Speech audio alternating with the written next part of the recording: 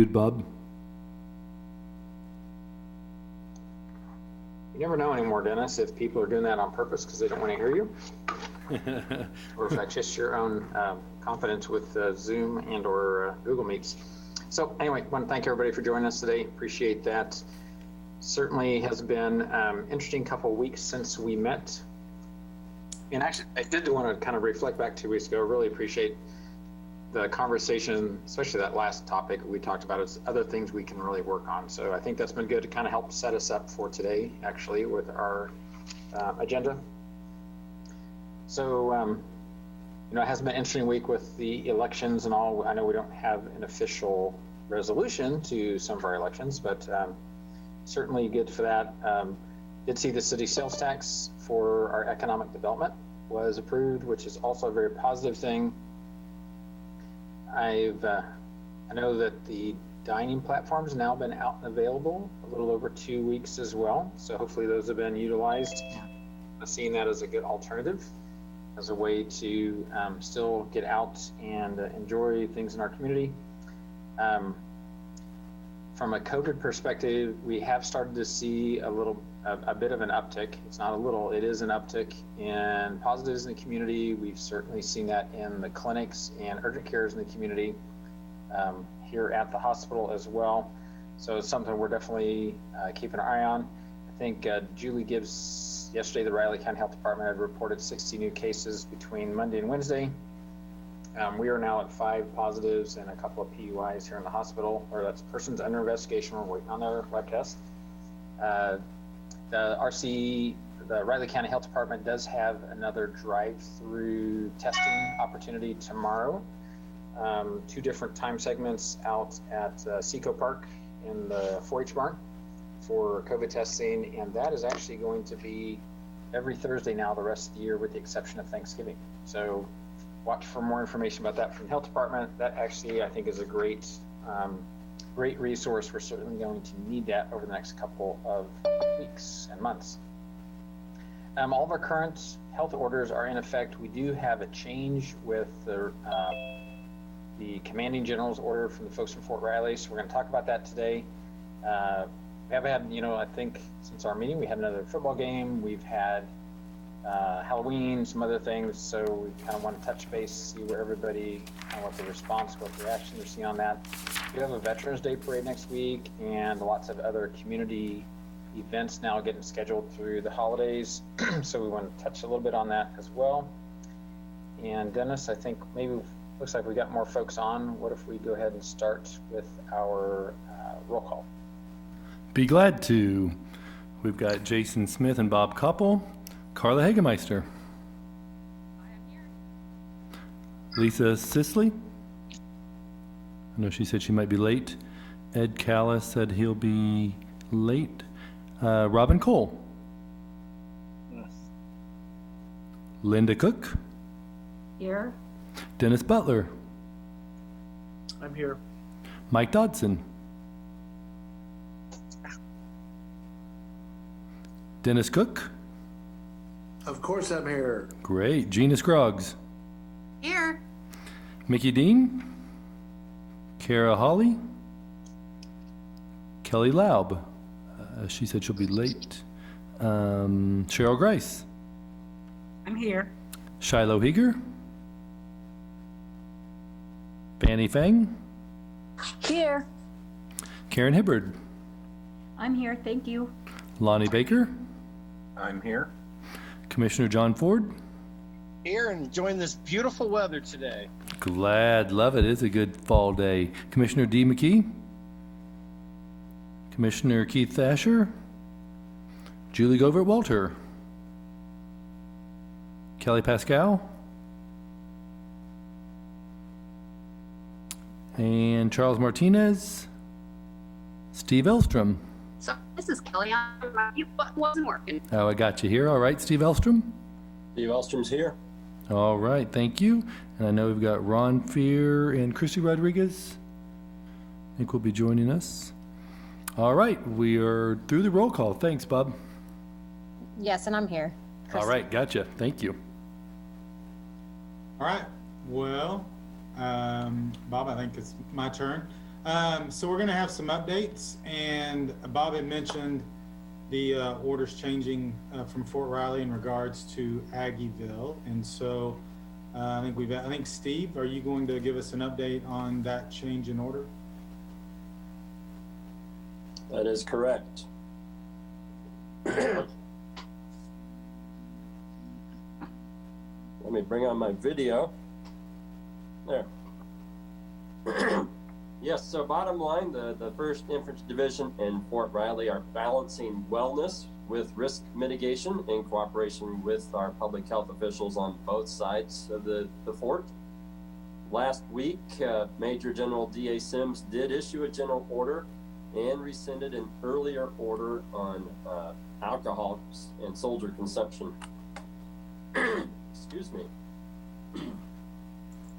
So the order primarily focused on some soldier-oriented things such as travel and leave and pass, but of particular note to the Manhattan community, it did authorize some patronage in Aggieville.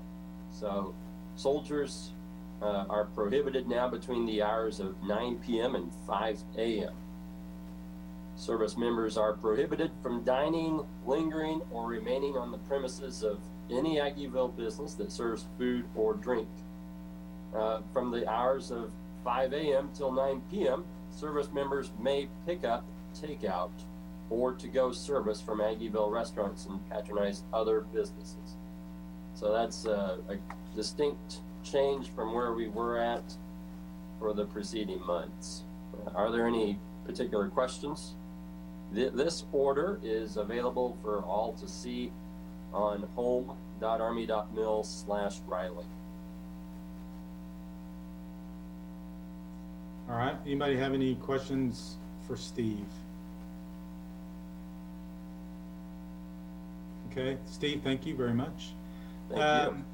So Bob also mentioned that we saw an increase in the sales tax, or a ballot initiative pass Tuesday, and but at the same time, there's also been good news about sales tax revenues, and in Manhattan as well as Raleigh County, and so we've asked Ron to give us an update on where we are in sales tax. Thanks. I'm going to share my screen and hopefully everybody can see that. We did get our sales tax payment for October last week, and that October, remember, our sales tax collections run about 2 months behind. So that October is reflecting primarily August sales.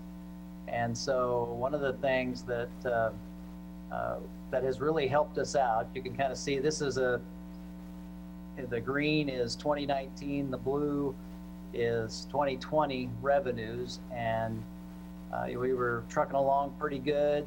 Then in March is when COVID hit, but the revenue from March wasn't reported until May. So back in March and April, we were thinking that we were going to have some pretty drastic impacts on our sales tax, and we did see that the first couple of months for this. Again, May is March data, June is April data.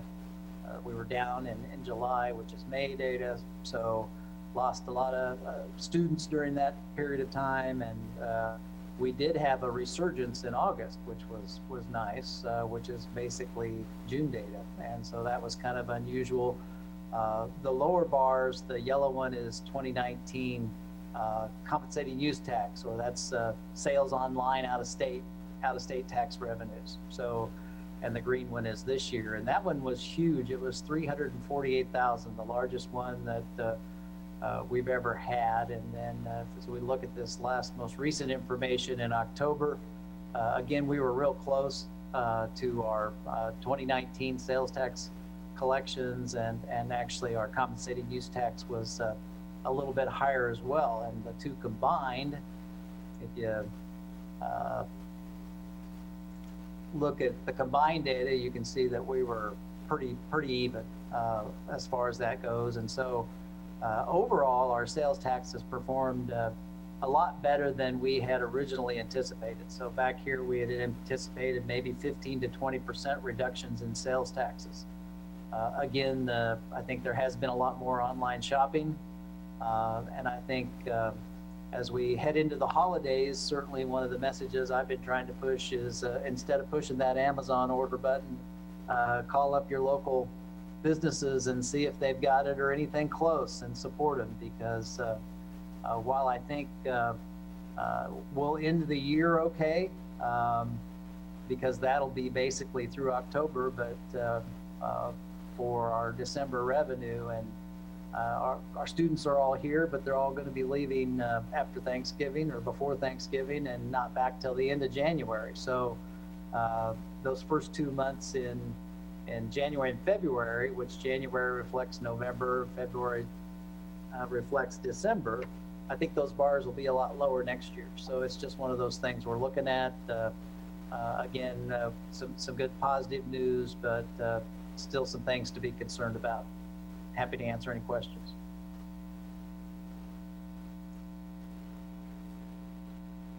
Okay, anybody have any questions for Ron?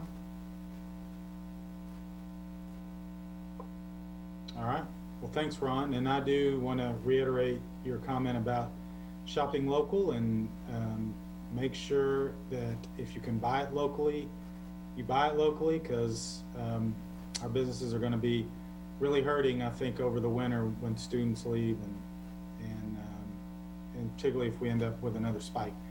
Hey, Jason, did you want to talk about the unemployment data a little bit more? Certainly can. So the question was what our employment data was now versus a regular year. September numbers just came out, and we were a little over 3,000 jobs below where we were in September of 19 to where we were in September of 20. The interesting thing is our unemployment rate didn't change a lot. I think there's two reasons for that. Number one, I think you have some jobs that, and this is probably the primary reason, some of the jobs that were eliminated were maybe not, were entry-level jobs where you might not see people file for unemployment. So either they move on somewhere else or they find another job. So, because we do have quite a bit of a transient population, that may be why that is skewed a little bit.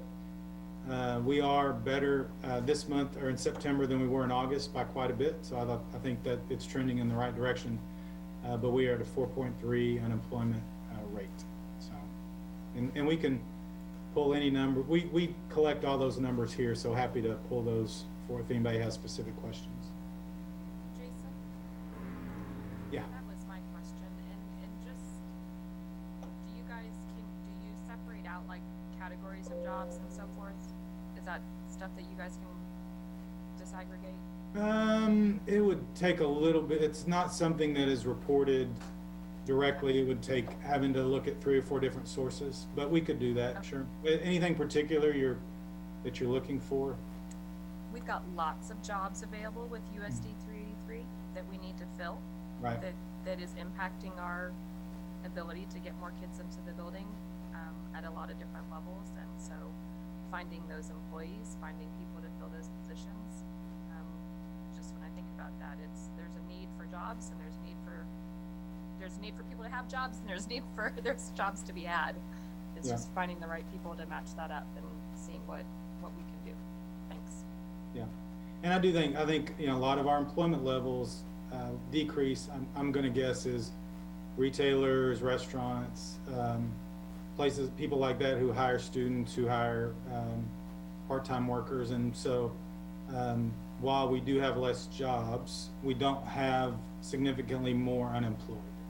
So, but I mean, there's a number of things that we're trying to do to increase our ability to attract and retain workers here, and so hopefully that will help long term. Doesn't help short term. So, but if anybody needs a job, call USD 383.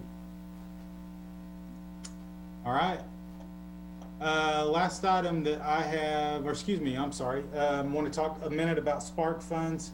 I've not seen, I know there were state grants, I have not seen a source that has indicated how much of that has come into Manhattan. in the Manhattan region, so I don't have anything new there.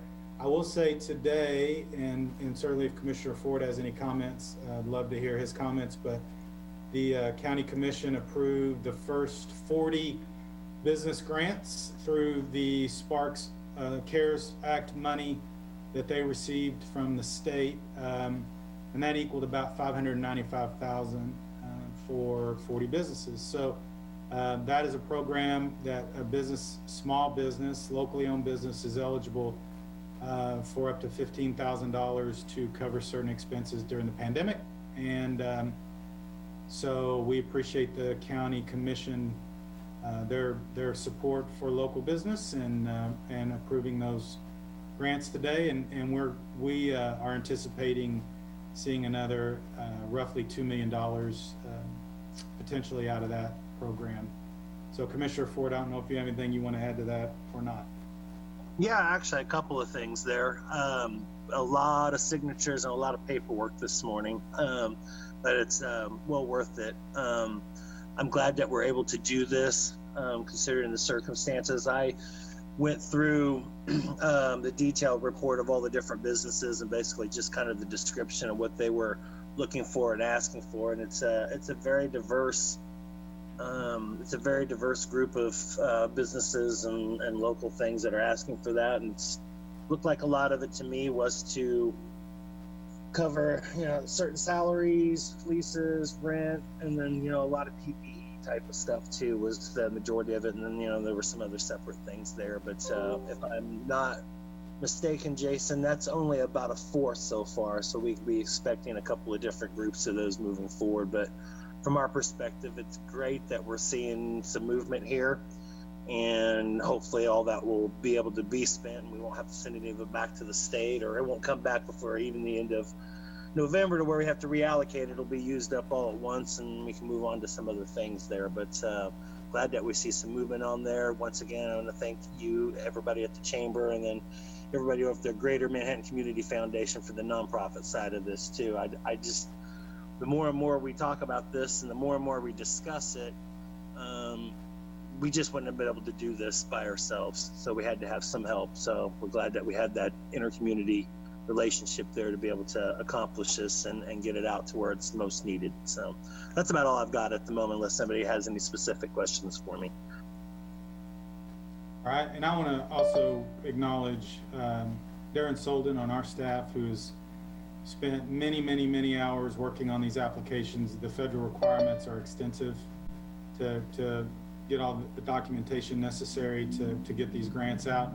And then Tammy Robinson from Riley County, who's our liaison there, who's overseeing the program and is spending a number of hours making sure all the I's are dotted and the T's are crossed. So those two individuals, I think, have gone above and beyond getting this program off and running. So I appreciate their work on that. So anybody? Yeah, let me add to that too, Jason, just real quick, that both of them have been really good in working with the businesses and stuff and answering their questions and filling in the gaps and crossing the T's and dotting the I's along the way there too to get us to this point. So hopefully it'll be about as smooth as it could possibly be. So I wanted to second your notion on both of those as well. All right. Any comments or questions on the business grant program? All right. Well, the last thing I have is, I believe last time you all talked about the state's launch of the Kansas Eviction Prevention Program, and Dennis is going to talk about that. There's a large amount of Spark funds being utilized for that program, and so we want to make sure people in the region are utilizing it. Great, thanks, Jason. Yeah, we did mention this last time, and as we highlighted, this is part of the state's effort. It's a state-administered program. Locally, through our Spark funds for the city of Manhattan, we distributed about $210,000 in rent and mortgage assistance to 69 families. When our money, our allocated amount ran out, there's still about 40 families that were looking for some rental assistance, and so they've been directed to this program. And so knowing that there's a need in the community, and there is nearly $35 million across the state for this program, we just want to get this out again today and ask the task force members to share across your network, or if you hear of anyone who needs rent assistance. It's a bit of a unique program that the state has set up. It is through the Kansas Housing Resources Corporation, and so on here we have the kansashousingcorp.org is the website. So I just want to run through real fast again about the criteria where the tenants have to have missed at least one rental payment. So they have to be behind on rent since April because of COVID. Also, this is a joint program between the tenant and the landlord. They both have to seek the assistance together. And then there's an income requirement on here at or below 85% of the state median income, or roughly $63,900. And so then the way to apply is through the Kansas Housing Corporation website. So again, there's just a lot of money available to help. We understand, as we talked earlier, about the unemployment rate, the furloughs, the layoffs that have been endured because of the COVID. This might be an opportunity to help families, particularly because they may be behind on their rent. And the good thing about this is I believe the program actually will be able to support up to 9 months, 8 to 9 months of rent support. So just want to get it out, kansashousingcorp.org. That's it.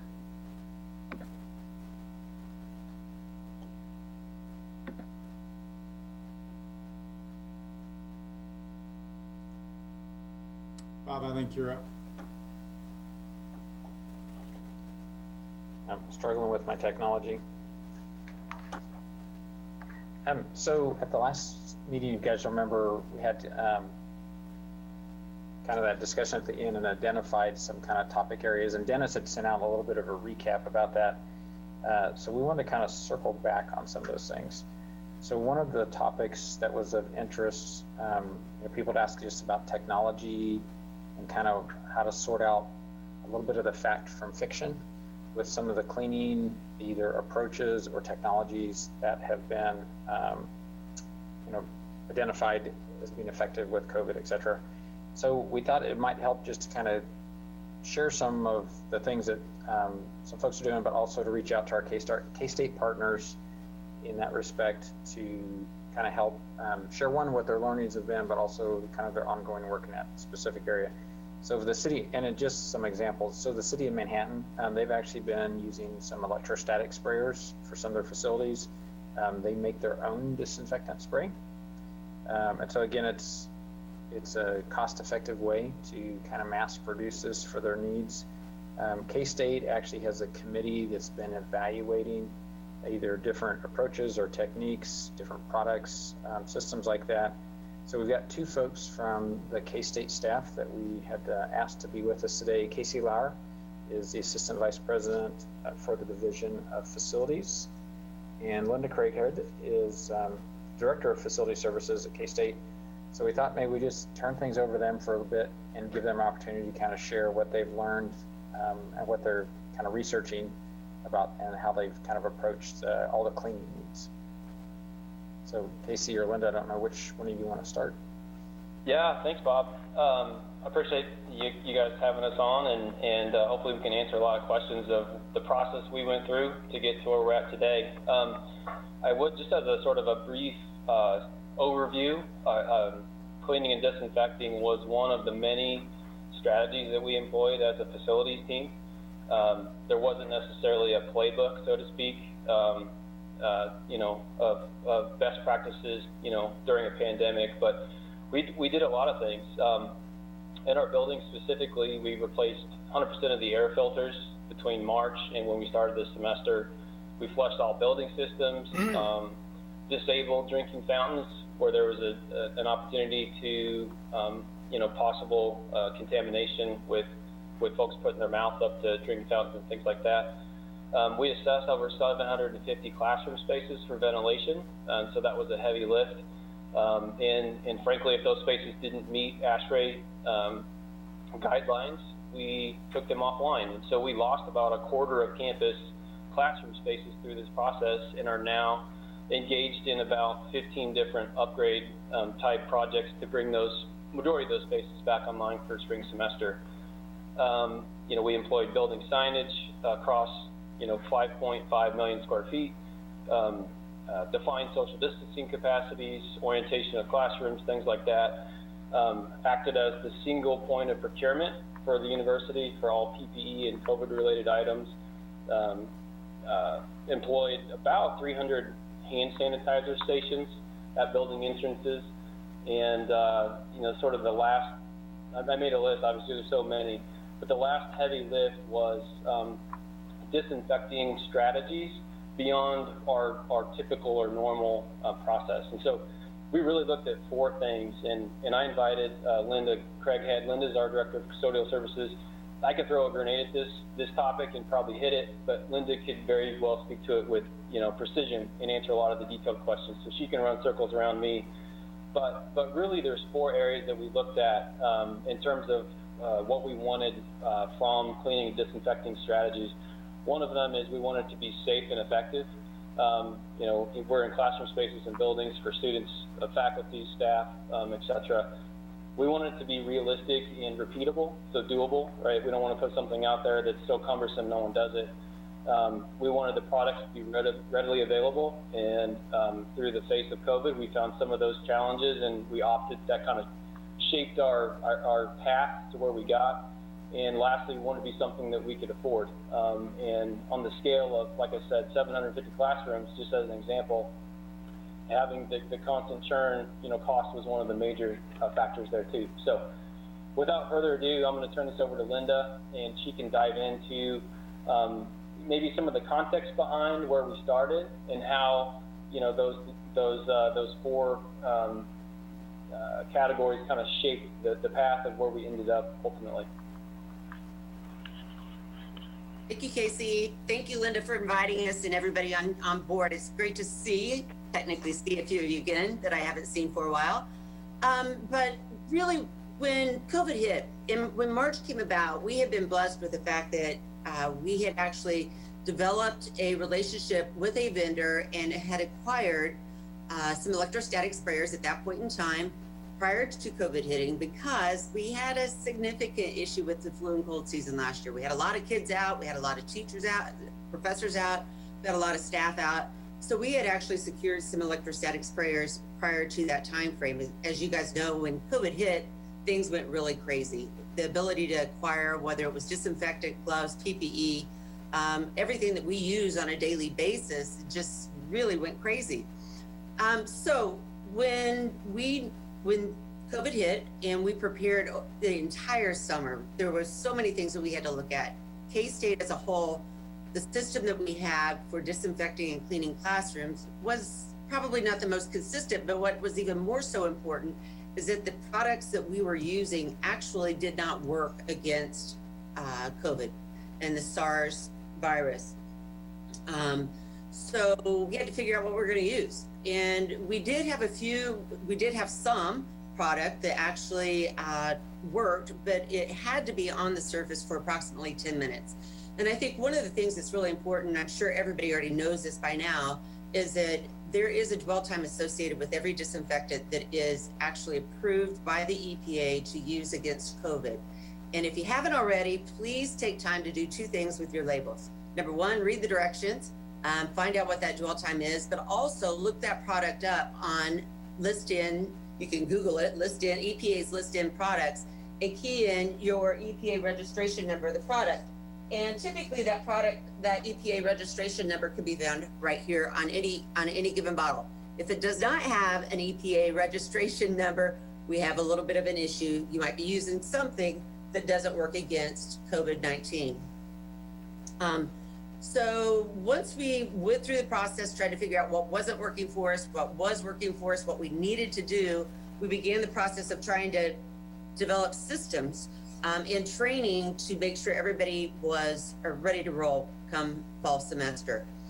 And I think if there's one thing that anybody can do, sometimes it's overlooked and sometimes we take it for granted because everybody thinks, oh, everybody knows about how to clean for COVID now.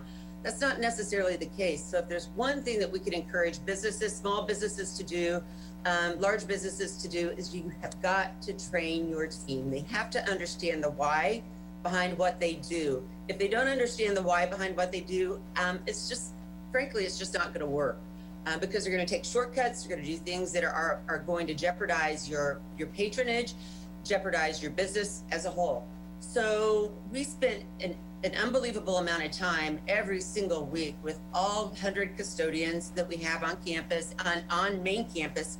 We also have custodians at the vet school, at another 20 over there, and then housing and dining, which is about 30. Spent time training them specifically on what had to be done and why we had to do it. They learned about the science of cleaning. And I think, people don't really think about the fact that cleaning truly is a science, because there's a lot of claims out there. For instance, I'm sure that some of you guys have probably heard about products that claim that they have a residual effect once it's applied to any given surface. If you look at that, number one, ask them for the EPA, the EPA registration number. Most likely it's not going to have one. Number two, ask them if it's approved for use for list N. Then, and again, that's probably not going to happen. And any residual effect, ask them if it's a virucidal or if it happens to be a bactericide. Because if it says it's a bactericide, that's not what COVID is. COVID is a virus. And so there's a lot of people out there trying to make a lot of money off of that. And we actually even considered it and did a little bit more research, got some folks who are experts in the field involved, and they pointed all those things out to us. So we made a choice not to invest in anything that claimed a residual effect. So what do? We have, like Casey said, we have 750 rooms. We have classes that begin at 7:45 in the morning. They go up 10 o'clock at night. We have 100 custodians on main campus to cover that entire area. It was really important for us to make sure that we were able to offer a safe return for our students, our faculty, and our staff, because if we didn't do our job right in that area, we weren't going to stay in business. We were not going to be here throughout the fall. And I think there's probably a few people around town that may have been betting on that and thinking that we weren't going to be here beyond 2 to 3 to 4 weeks. I heard it on campus. I'm sure others did too. But our goal was to make sure that that didn't happen. So we had to kind of think outside the box. And with thinking outside the box, sometimes that makes people uncomfortable. And we have to ask people to do things that they have not traditionally done. So with the classroom studies, the ventilation studies that Casey referred to, several of the classes, in fact, all of them were reduced in capacity. But that it didn't mean it was reduced in usage. So as you can figure, with 100 custodians, 750 classrooms, and classes changing every 45 minutes to an hour, our ability to go and disinfect between those classes really wasn't possible. So with the partnership of our academic leaders, we were able to work with our academic instructors to actually train and engage them in the process of disinfecting as well. So any classroom on campus with 14 or more students is provided an electrostatic spray gun, which you refer to the City of Manhattan uses, and taught how to use. The instructors were all taught how to use those. Those that did not have 15 or more students actually were provided with spray bottles, which obviously technically is a whole lot easier to use, but in the end actually encompasses more use of the chemicals. And I apologize, we got a little construction going on here in the background. So if you can't hear me, just let me know. So the reason we decided to use electrostatic sprayers, as I mentioned before, is it's safer for workers. If people don't know what an electrostatic sprayer does, just real quickly from a technology perspective, what it does is provide an electronic charge to the disinfectant solution, which naturally then is a positive charge, wants to attract itself to something that's negative. So as it is sprayed, it separates itself apart from each other and sprays across the surface, under the surface, anywhere it can possibly find. And so we actually believe we have approximately 500 electrostatic sprayers on campus that are used every single day across campus. There was some discussion at one point in time about foggers. The big difference between foggers and electrostatic sprayers is really the micron size of the solution.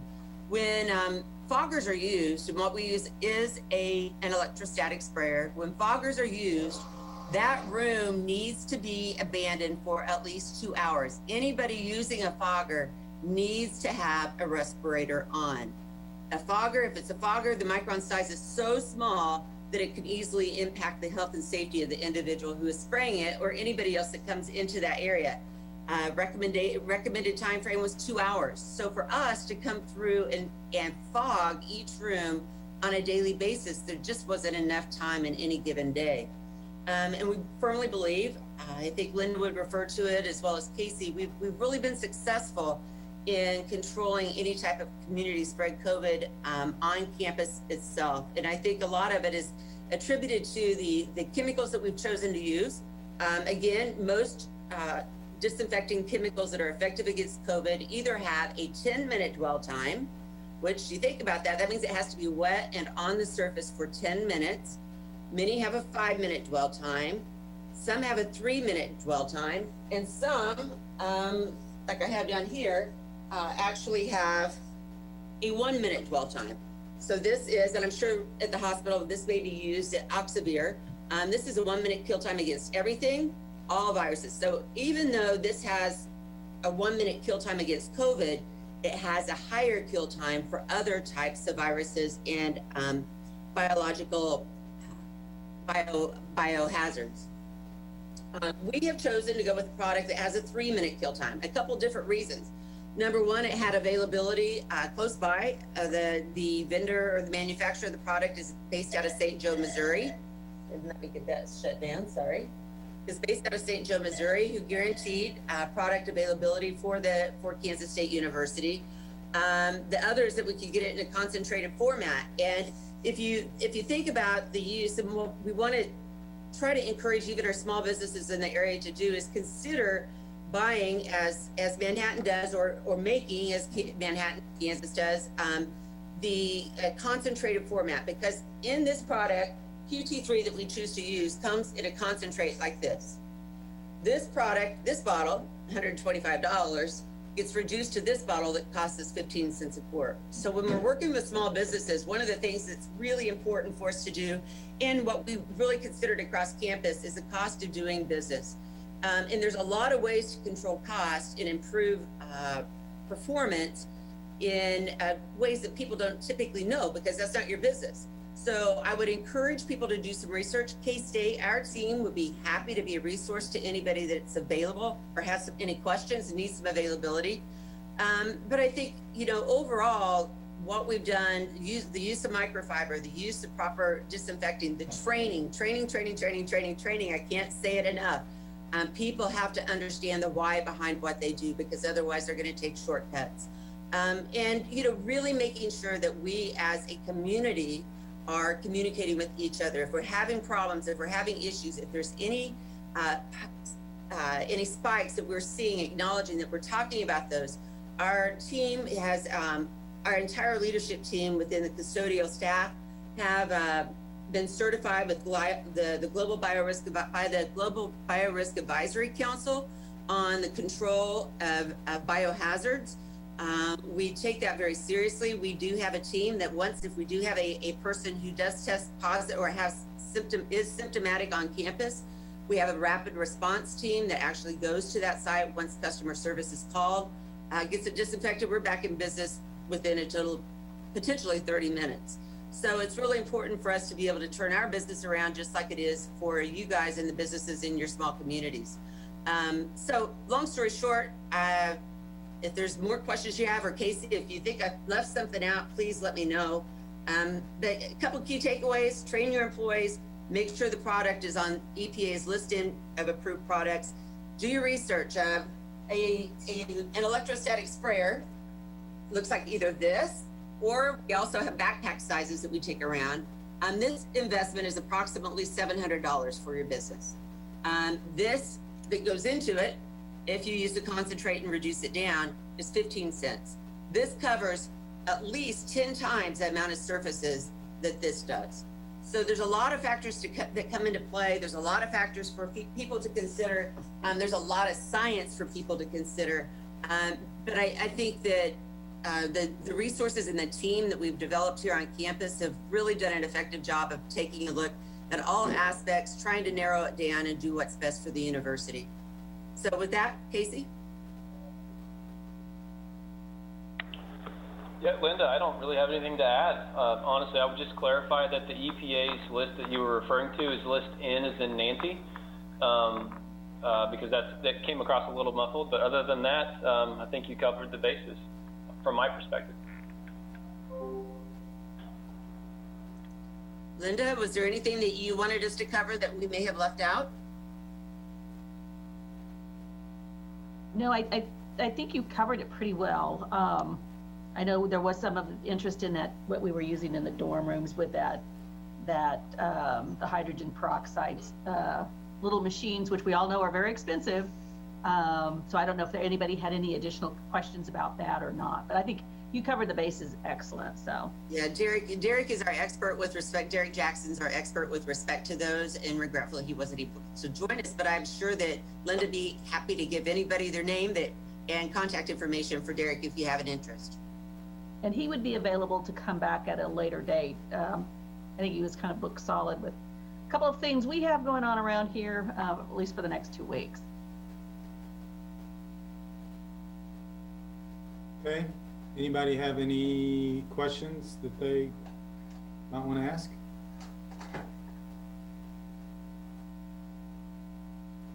All right. Well, thank you to our Kansas State team. We appreciate you. Thanks, Stacy. Thanks, Linda. Thanks for having us. See you guys. Absolutely enjoyed it. Take care. All right. Well, as Bob mentioned, there were 7 items from the last meeting that were takeaways, including the cleaning and disinfecting technologies we just heard about from KSU. So I'm going to briefly go over the other 6. We have other speakers for a few of these, and some are just updates. So number 1, develop a focus or plan, possibly led by the chamber or chambers, to address business needs and consumer confidence. So we talked about this the other day in our chair meeting with our staff. And one of the things I want to say from the chamber standpoint is we were working on strategies to put together something like this, a committee like this. And when the mayor asked us to serve on this committee, we ceased to kind of have our own strategy and kind of when we went all in with this group. And so for the most part, we have focused our efforts in terms of what we need to do collectively into conversations that happen in this task force. There are some other things that we've worked on. Of course, right after the shutdown happened, we worked with the city commission on getting some funds out into the community quickly. We did about 85 loans, up to $5,000, zero interest loans, to help some businesses tied over till the state and federal government put some programs together. We launched a resource page for businesses to talk about their change in how they were approaching their business, whether it was curbside or delivery or web presence, and did that early on. We're looking now at growing that and growing what we normally do for Small Business Saturday. We'll be launching some things in regards to promoting locally owned business, small business, for Small Business Saturday, which is the Saturday after Thanksgiving. We also have surveyed our members on a fairly regular basis and our larger employers about what's going on. So I think in terms of actually, if we want to do something additional, we would take that as a recommendation from this task force. Or if we want to do something as a subcommittee like we did early on, I think we had a subcommittee on a couple of issues early on. We're happy to do that as well. So, but I do want to say we've committed to this task force as being the central point of those conversations, and so we're really focused on that. There are some opportunities with the sales tax passage that, and Ron talked about it earlier today on a call that I was on, that there may be funds available to help with some recovery activities that might not have been available had the sales tax not passed. So if there's something we need to look at in that realm, I'm sure there are a number of people happy to come to the table there as well. So any other ideas, thoughts, updates on the focus or plan to address business needs and consumer confidence.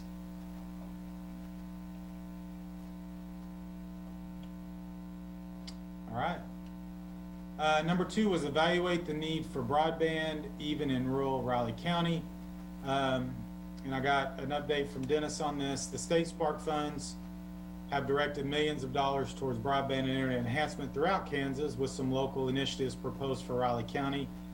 That's on the radar, but we'll continue to gather information about what Spark resources are being utilized in our region and area. So, Dennis, did you have anything else on that you wanted to add, or anybody else who has I actually do, Jason. Okay. I know that we wrote a letter of recommendation for Twin Valley Telephone to a project out over in kind of in the Keats area. I can't remember the exact numbers. I want to say it was in the neighborhood of about 500,000, 560,000, somewhere in that general vicinity of increasing some of those broadband and wireless speeds out in that particular area. We're kind of hoping that maybe we could use this as kind of a springboard or some kind of like an incubator type of project that maybe we could kind of use and then kind of do in several other areas if some funds and some availabilities and some other things open up. I know Trent Valley Telephone is using some of their resources to start this along with that, so they've got something vested in it themselves.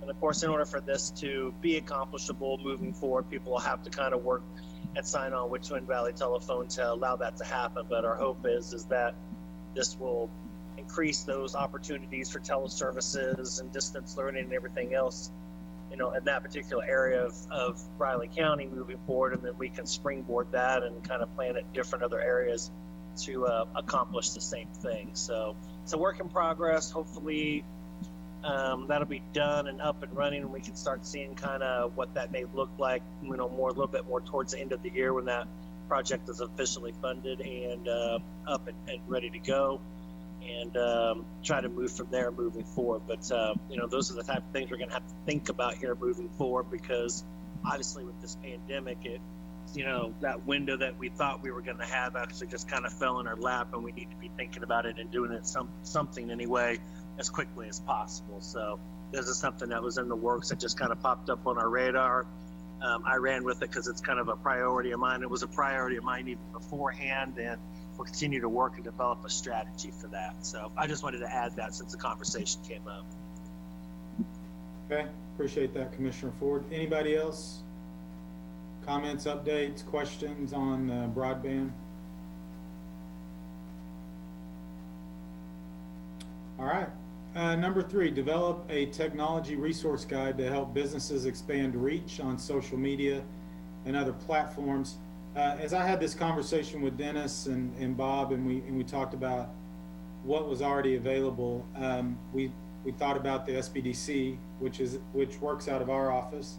It's not part of the chamber. It's actually managed out of Washburn in Topeka, but they do have a local person here named Lori Piper.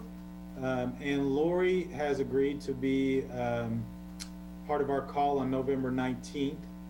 And she'll present some of the resources that are available through the Small Business Development Group and information as it relates to technology and business assistance. So we'll look forward to her presenting what is already available through the Small Business Administration programs, and what she can do to help businesses as they look to move online or provide alternate avenues for people to make purchases. Number 4, undertake a Maintain Your Mental Health Over the Holidays campaign with information and ideas. I think this is one that still needs to be fleshed out a little bit, so we need some input on. So we can publicize through the MHK Safe and Open Initiative and through the task force networks. So I think where we are is this an encouragement campaign, or are there specific actions that the task force thinks that we should undertake? So that is open for discussion, and so I see Lisa is unmuted, so I'm going to call on Lisa first. Robin and I have had a little bit of discussion. I think the timing on this is going to be tough to get something going before the holidays, but she and I are planning to meet. Gina, she told me that Gina Scroggs was also interested in talking about this, about community wellness and community mental health. I reached out to another person in town who I think might be interested in just helping, brainstorming. But I mean, there's no form to this yet. Neither of us have had bandwidth to really get anything going at this point. So certainly welcome anybody else's input and participation, please. And I was going to chime in. I'm not sure if it was one of the conversations I've had with different folks about some of these things related to the task force, but even some people were suggesting maybe as simple as encouraging community-wide by family or groups or whatever, just to do holiday displays or whatever it is, so it can bring some cheer or be in your normal routine, but also have that social distancing capacity and people can drive around and see. I know others are promoting Manhattan as Christmastown USA and Whoville and everything else. And so I know this was just one of the ideas. And so I don't know exactly what the task force was thinking, but that's one of the ideas that I heard thrown out and wanted to share. Well, I mean, like I say, I don't, at this point, as far as I know, there isn't really a subcommittee or anything that's really, it was a great idea that Robin had at the last meeting, and that's kind of where it is. But I love that idea, Dennis. I think as much as we can encourage people to maintain their normal routines, their shop local habits, be really mindful about that, about supporting our small businesses, retail and entertainment as much as we possibly can. That's great. But, what about isolation during this time? What about people who've had losses? And how do we, I don't know. This all might be beyond the scope. I mean, I'll be very frank. Maybe this is beyond the scope and the charge of this group, but maybe there are some things that we can do. Well, there are also some other partners. I mean, if you think about the Whoville committee and some other things, I think there might be some other folks who may be interested in promoting something to some degree if we just have the idea list or whatever. And Gina may have some thoughts on things that she's thinking about. I was just really going to say, I think that we do need to actually move this idea away from maybe this task force and form a subcommittee. I'm willing to do, whatever I can do. It is Christmas, so we have a lot going on, and my cup runneth over. But I am always concerned about this topic and interested in doing my part in whatever I can do. I can't take the lead on it, but I am definitely willing to be a worker bee. So if Robin decides we can form a group off, to the side and maybe put some things together, I'm more than happy to do that. We certainly can provide Christmas type things to do, but I don't think that addresses the isolation, the time change, how dark it is, and the sort of the typical wintertime blues that can just naturally occur. And then you add in COVID and everything else. I don't think that can be addressed simply with a Christmas display of any kind. I love that, obviously, because we're a huge part of Christmastown USA, but it's going to require some real professionals in the field of mental health, I think. But I'm here to be a worker bee. I'm here to do what I can do to help my community, always. Me too. Thank you. Thanks, Gina. Well said. We'll reach out. We were going to have a call next week, a Zoom next week at some point. Robin and I were. And anybody, if you want on this, just let me know. This is very ad hoc, and as you can tell, and so we'll just we'll do what we can do. But like Gina said, and to be very honest, I'm very stretched right now too.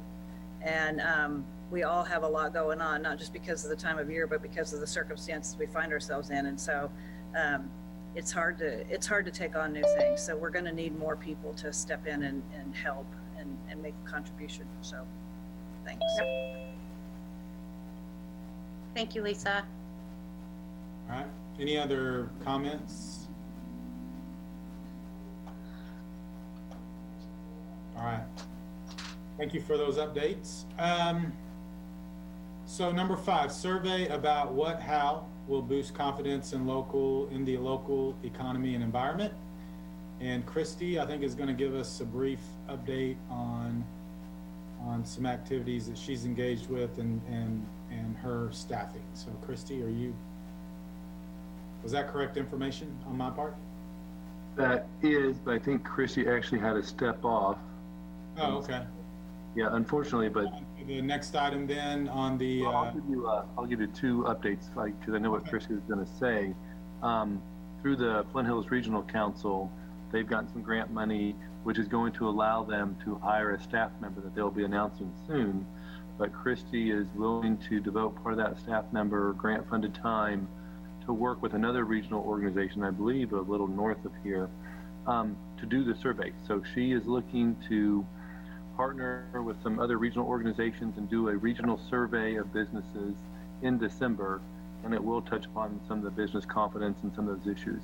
And so she's agreed to work with her organization to implement that survey component for the benefit of the task force.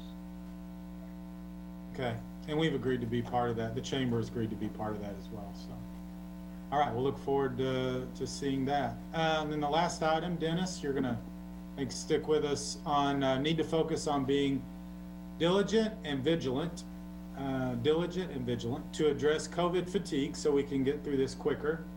And I think you all have some updates on your public awareness campaign and maybe even some samples. Yeah, I'm excited to share some information with everyone today.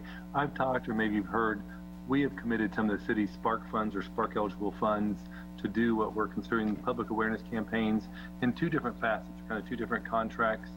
One was started early on, probably back in, I think, May. Lisa can correct me, but the Meadowlark Foundation really got out front to help support the masking component to encourage mask use. Now the city has its mask ordinance.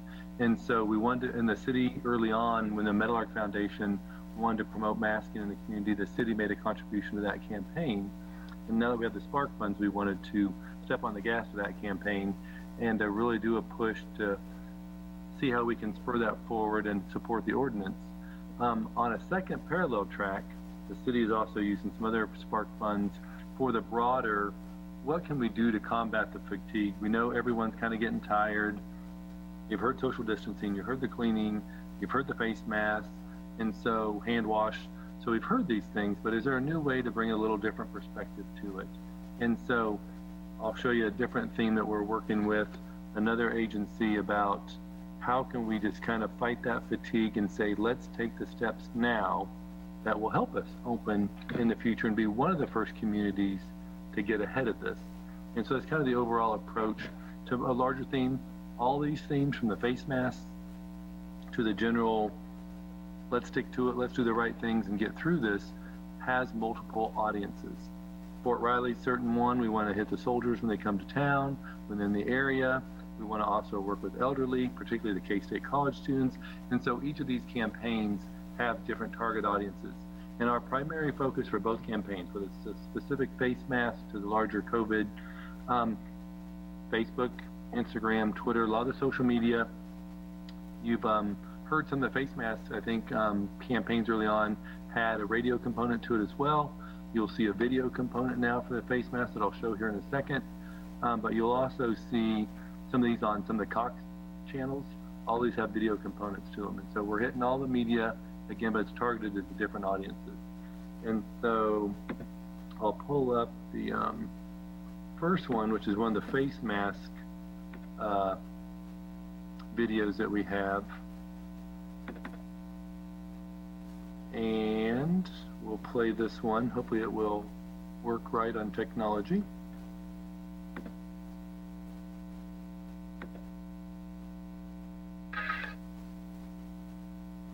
Try that again. Here we go.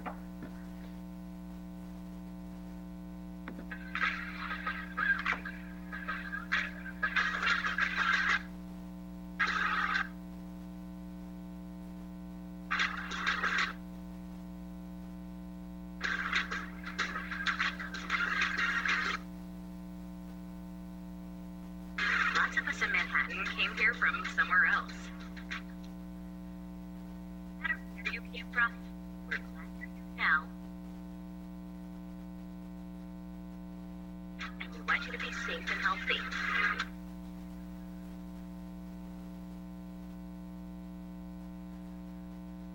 Wear your mask. We're all in this together.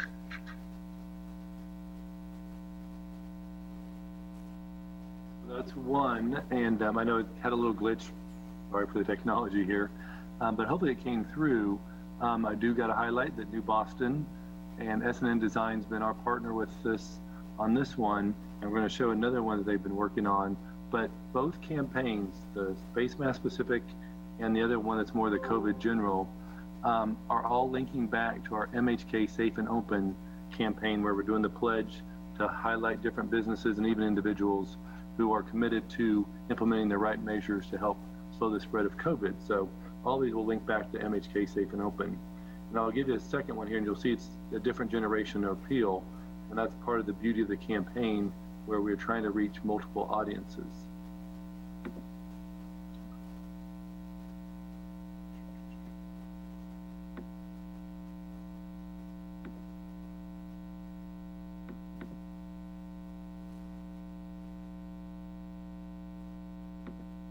That was the last one. Let me stop that a second.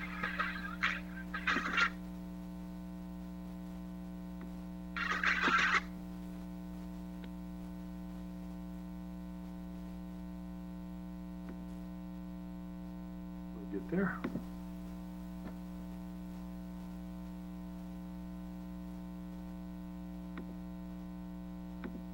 So the next one, I've got 3 to show you. This will be our second one.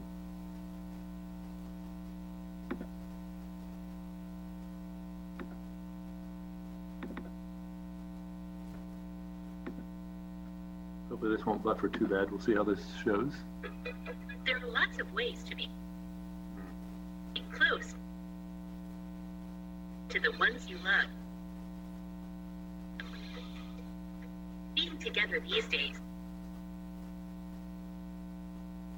might mean being a little farther apart. Take care of each other by wearing a mask.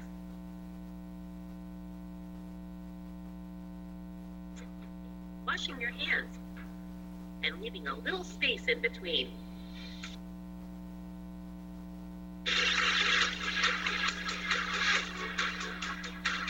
When we can really be close again, it will all have been worth it.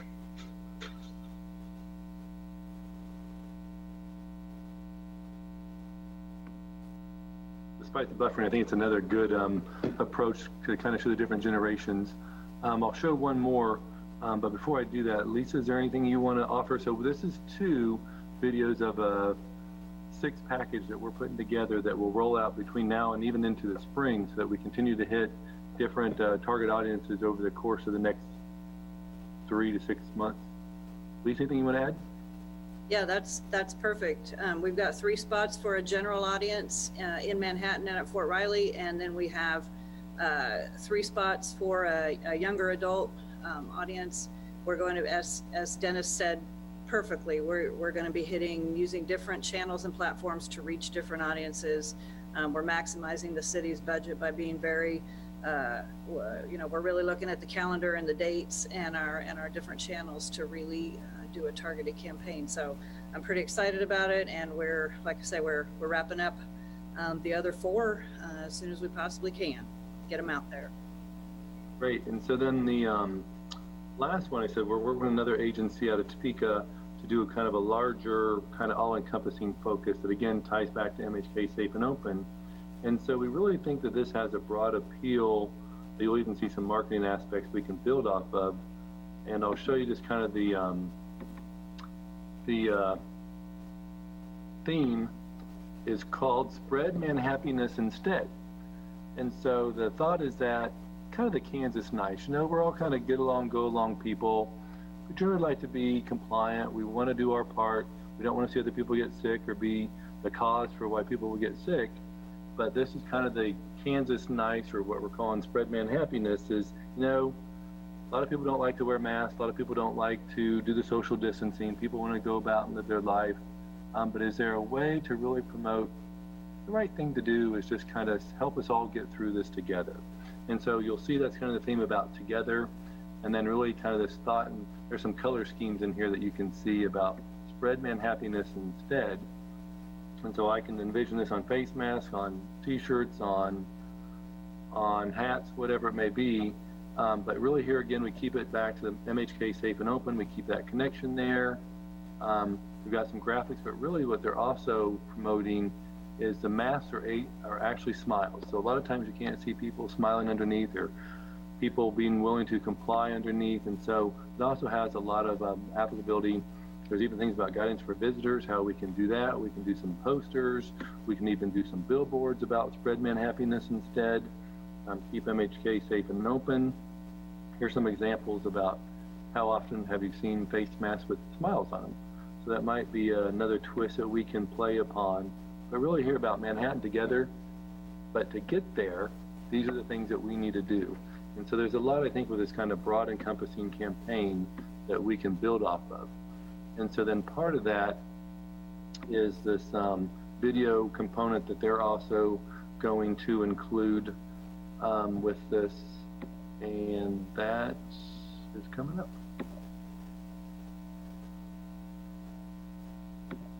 Let's see if this buffers or not. So again, try this one.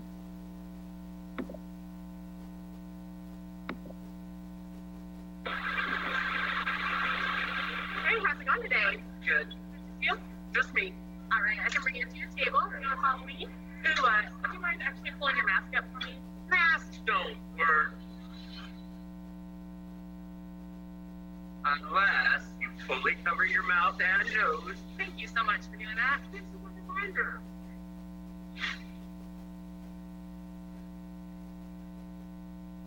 Oh, please help protect others by maintaining social distancing. Social distancing is stupid. Easy to forget about when you have such delicious cinnamon rolls. Oh, hi. I actually can't have you come in right now. I'm so sorry. Once a couple more people leave, then we'd love to have you come in and chat with us. Oh, this is ridiculously important. I understand the focus on social distancing, and I'm glad you guys are doing your best to enforce it.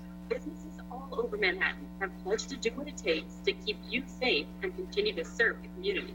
To support businesses who have taken the MHK Safe and Open pledge, visit mhksafeandopen.org.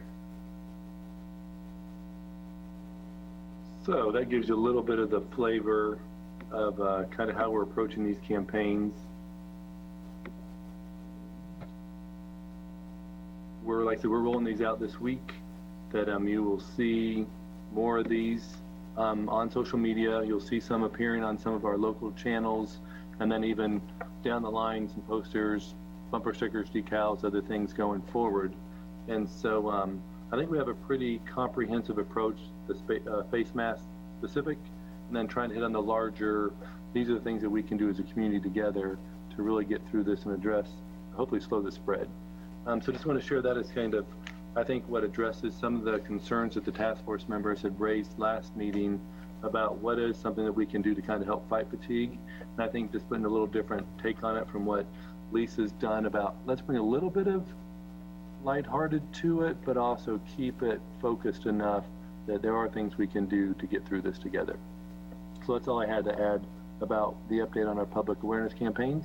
If you have feedback on that, feel free to drop me an email on the side, and then we'll have some more things we'll roll out, and particularly when we get to the next 4 videos for our face mask campaign. We'll be sure to share those with the task force at our future meetings. Thanks, Dennis. Well, so before we go on, did anybody, I know everybody's had a few minutes kind of to sit here and kind of process and think, were there any questions back for Jason or Dennis on any of the things we just covered as a follow-up to our last meeting?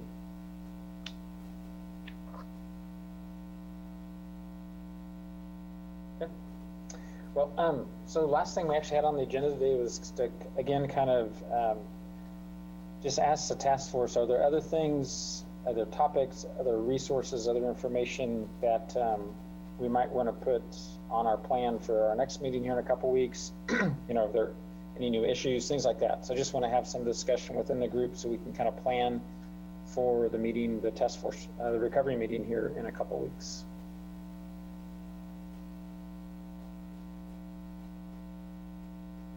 Go ahead, Gina. So I remember saying a couple months back that I wanted us to make sure, this group, to make sure that we really tried to identify what it was that we've learned from the original shutdown and the impact that it had on the local economy and our business community. I think that we have done an amazing job, just an absolutely amazing job in this community of taking care of each other and doing what we're supposed to do and wearing masks and putting orders and mandates and all of that, all of those things into place to help us keep this community relatively in good health. I am just sort of paying attention back here in the background to what is sort of happening in our really close regional communities and seeing the numbers really across the state of Kansas, as everybody knows, going up, and have some personal connections to communities not too far from us and all the way out to near the Colorado border, where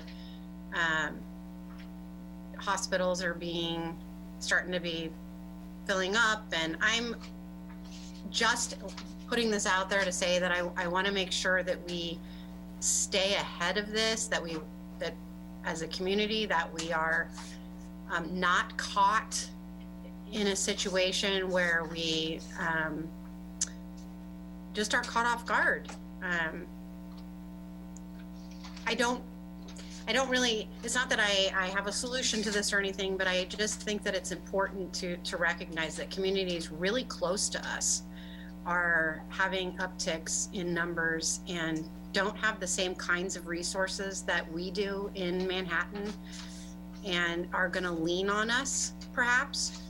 And I think you know that, Bob, better than anybody. And you know what starts to happen when we have some of those other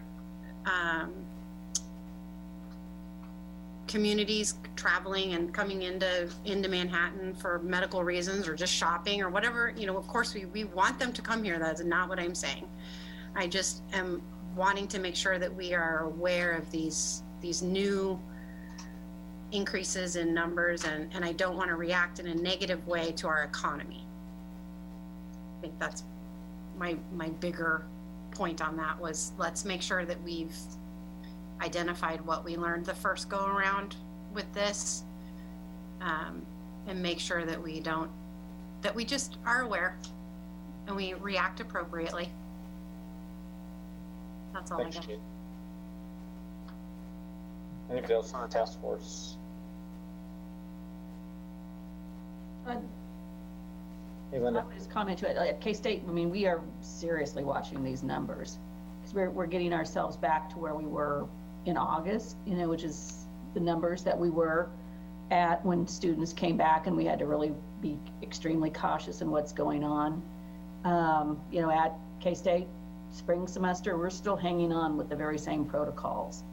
You know, in fact, right now we're just kind of looking at commencement and what that might do. You know, and how we're just going to, because we have protocols, you know, on campus that we know will do the social distancing, wearing the masks, limiting the number of people in there, but we also recognize that it could have a serious impact on the community. So we're taking a look at what are some of the things we can do to help minimize an impact to the community.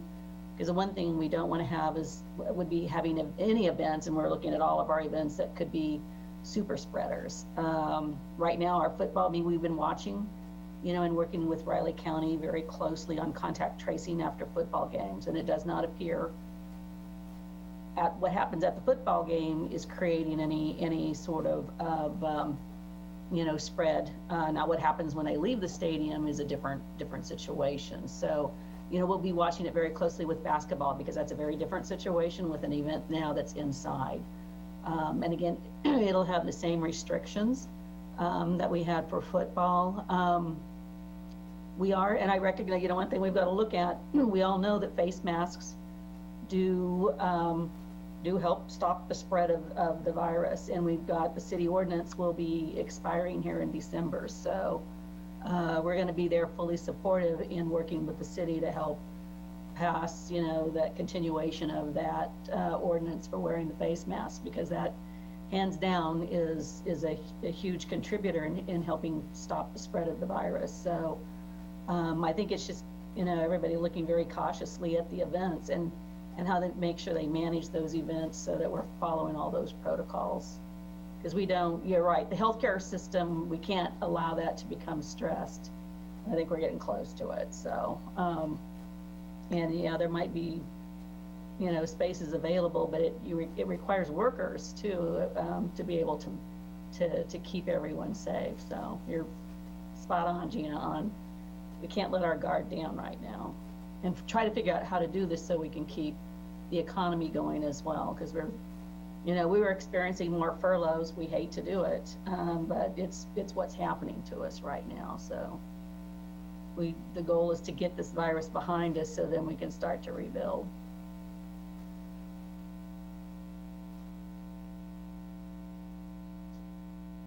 Other thoughts from our task force members?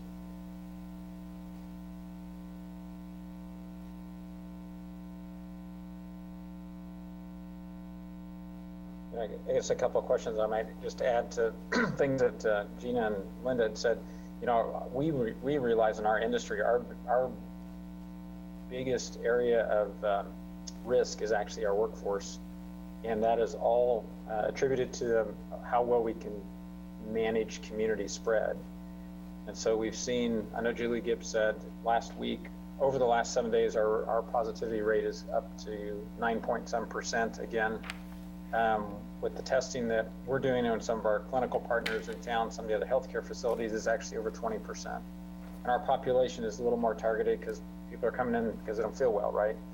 But that, in our world, that's a huge red flag. So that's why, again, I think it's real important we keep the emphasis up on the steps we can all fairly simply take. To Gina's point, within a county or two of us, the number of positives is actually going up dramatically. And they have such a smaller population, some of our rural neighbors, that, again, that's pretty telling, that's pretty concerning. And we do take transfers. We had a patient flown here actually this morning from one of our rural neighbors that we are taking care of. And that is part of our role. And so, we've got to use the resources we have to help kind of all of us regionally kind of address this. I guess another question for the task force, are there other things that we would want to have the agenda? Oh, sorry, Carolyn, go ahead. I was just going to reiterate the same thing. I think for us as a school district. Can't hear you. There we go. I was going to say the same thing, just in the sense that for us as a school district, I think our biggest concern is not kids being positive, but the number of staff who are positive and sick, or staff who are quarantined. Whether it's teachers or paras or custodians or bus drivers, it's our workforce that puts our operation as a system at the highest risk, especially going into the winter.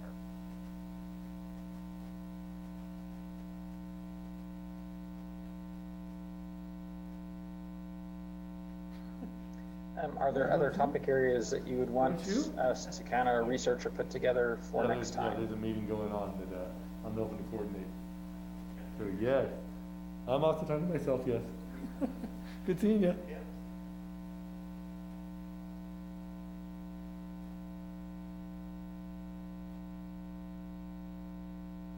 So, Jason, is there anything you had before we wrap up? Nope, I think that's it. Well, so we are scheduled on Thursday, November 19th, 2 weeks from today, same time, 2 o'clock. Dennis Marshall will get all the technology set up for all that. And we will plan on seeing everybody there. Thank you. Great. Thanks, bye. See you later.